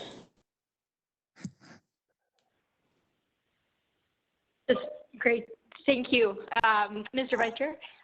No, I think one thing I'd like to note is thanks to Mr. Letourneau. He had mentioned some of the communications issues. We've been taken a little less surprised in Arlington County by the closure from the station in our district on the first round. And so I just wanted to say that Mr. Letourneau is our rep, that I really appreciated your personal effort to make sure that we had a little more notice, even if it came directly from you on the second set of closures. My pleasure. Yep. Thank you much. Mr. Turner, any closing thoughts or anything? Nope, I'm good. Thank you very much. All right. And Ms. Palchik, you'll be our last person. Oh no, I appreciate it. Appreciate all of your support, and thank you, Chair Crystal, for sharing that as well. And also happy to hear that in addition to the funding coming through, that there will be reduced bills. So I appreciate that, and the request to be able to see those as soon as possible. Thank you all. Thanks for letting me join your committee meeting today. Have a good evening. All right. And I also, yes, go ahead. Thank you. Kate, this is Paul. I have a question. Listening to all these discussions about credits and money and allocations, I know we had obviously had the discussion about the 3% earlier, but what about the state? There's been some rumblings that, I don't know, are they going to come together again to look at the budget? Do we need to maybe have a special meeting with some of the state officials to understand what's happening at the CTB level? Or is that something that you'll bring back to the commission at large? How are we going to handle that aspect of things if things change dramatically, from the state in regard to funding and oh, absolutely. Potential issues.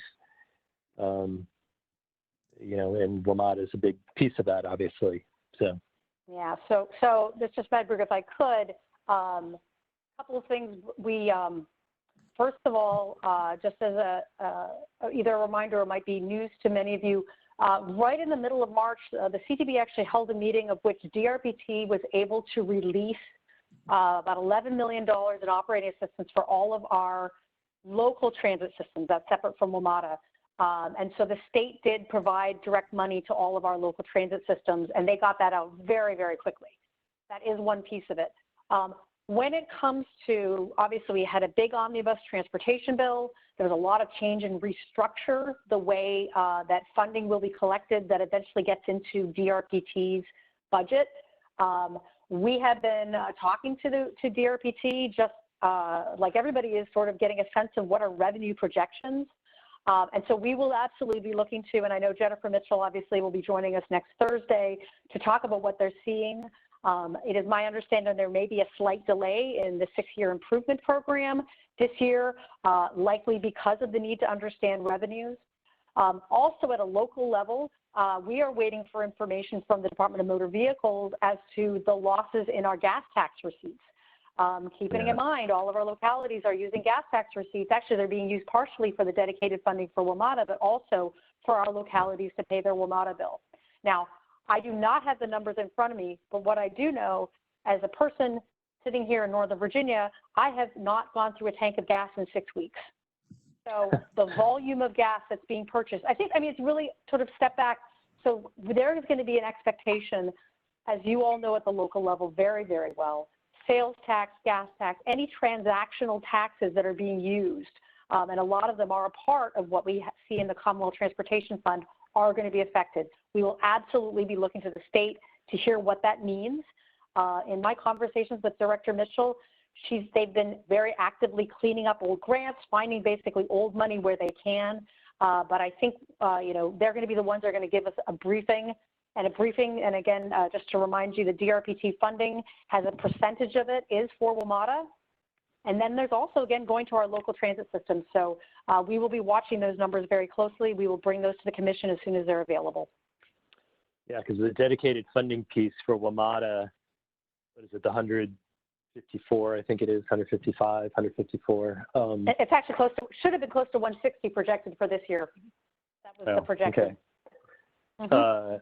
You know, that is going to be a real, I mean, I would think, you know, I know all jurisdictions, I heard from the district in Maryland, everyone has sent in their checks, as has Virginia. Most recent set of, you know, bills. But, you know, in the coming months, I'm wondering how that's going to be impacted. So, okay.